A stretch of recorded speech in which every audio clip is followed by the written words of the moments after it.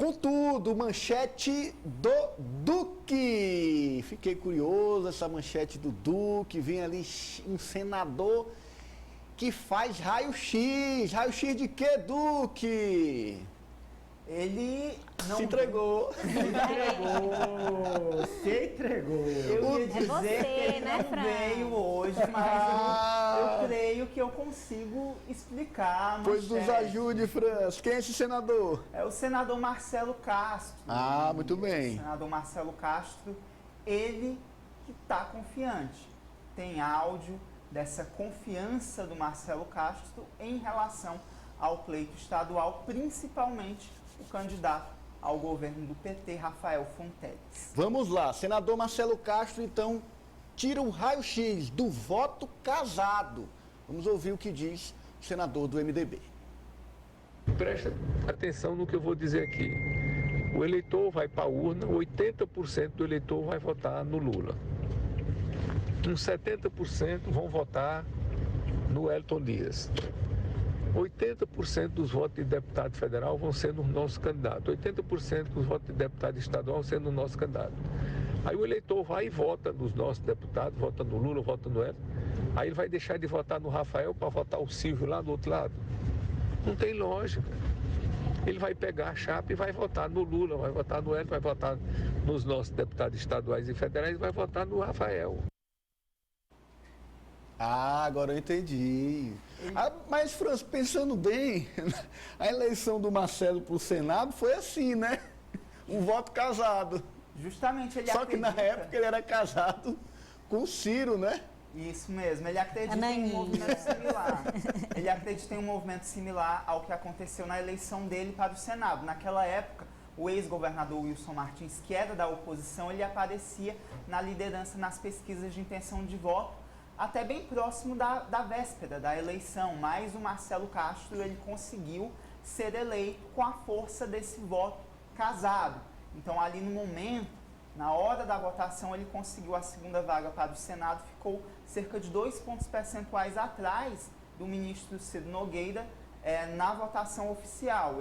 O Ciro teve 29%, o Marcelo Castro 27%, então esse voto casado deu certo naquela ocasião. Essa reunião hoje, Ananias, do Rafael com 2.000 lideranças, prefeitos, vice-vereadores, é justamente para reforçar a estratégia do voto casado. Só que na eleição do doutor Pessoa, o Kleber, enfim, todo aquele grupo apostou no voto casado dos vereadores, eles tinham a maioria dos candidatos e não deu certo. Então, às vezes funciona, às vezes não. Verdade, a oposição sempre lembra dessa história, sempre né? Lembra. O Kleber tinha a maioria esmagadora dos vereadores, mas não foi.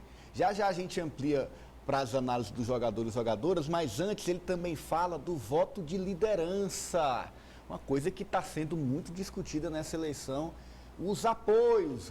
Marcelo Castro fala, o voto de liderança na eleição, confira. O Silvio é um candidato que é neutro. Ele, de certa forma, é até um bom candidato. Se uma pessoa pedir um voto para ele, não tem muito motivo para a pessoa não dizer, não voto nesse Silvio.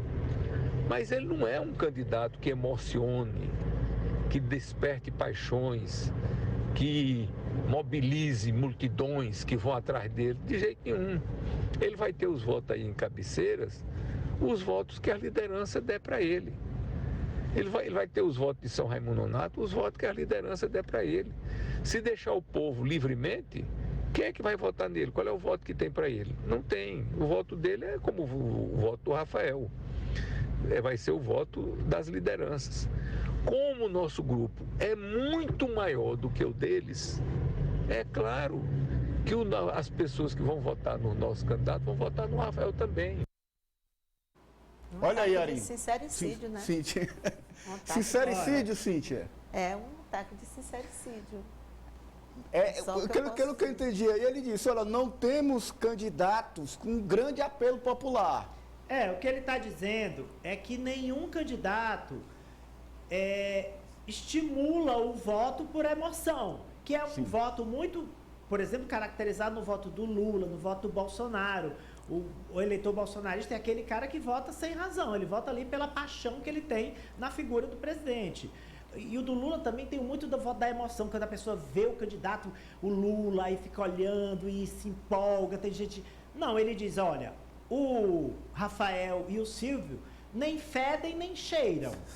Então, por isso que o senador avalia que os votos que eles terão serão votos de indicação, de lideranças. Voto de que o prefeito indicou, que o suplente indicou, que o vereador indicou, que a liderança indicou.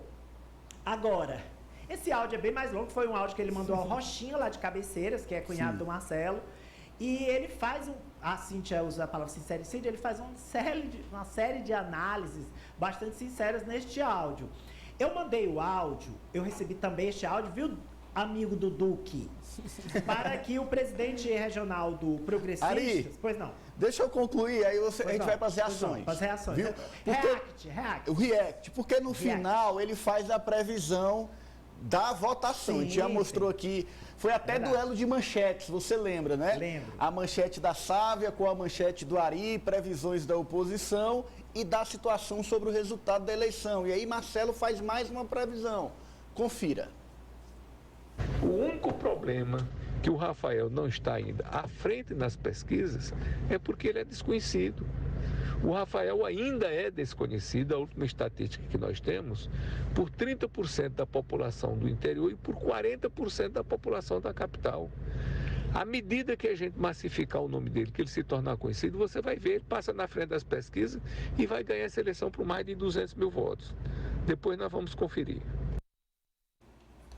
Tá aí então o registro da previsão de Marcelo Castro. Cíntia, você quer falar? Tem uma lenda,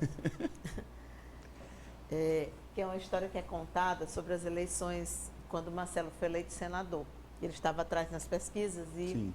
o governador, então o governador Wellington Dias, estava disputando a reeleição, não era isso? Sim. Disputando a reeleição, chegou para ele com um número, chegou para ele e para a esposa dele, Savina, né? Com um número anotado no papel, que era o número da votação que o Marcelo teria, o número de votos. Eu digo lenda porque isso nunca foi comprovado, mas há pessoas que dizem que estavam lá e que são testemunhas. E aí, e bateu em cheio. Ele agora está devolvendo. Está devolvendo a previsão. Mas assim, falando sério, o senador Marcelo Castro, eu considero ele um dos políticos mais sensatos, assim, mais centrados da política brasileira. Você vê que ele é sincero a ponto de dizer que os candidatos não têm um apelo como já houve no passado, outros candidatos, como Monsanto, por exemplo, o próprio Wellington Dias. Então, aqueles candidatos que arrebatam. É uma outra situação, né? Uma outra eleição.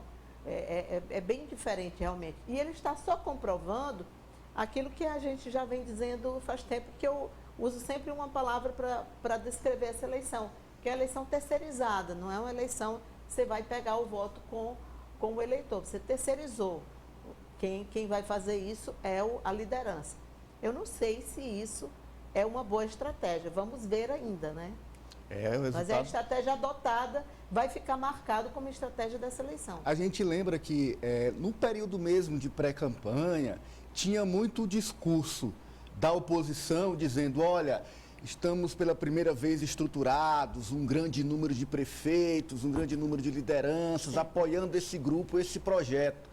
E aí, a base do governo resolveu jogar esse jogo. Vamos lá então, vamos disputar as lideranças. Nós temos um grupo político também forte, aí ficou essa disputa por prefeitos, depois por vereadores, por lideranças, ou seja, é de fato, como você disse, o jogo que está sendo jogado nessa eleição. Isso até desestimula o eleitor, e é ruim, por exemplo, o Rafael, como disse aí o Marcelo Castro, ainda é um nome desconhecido.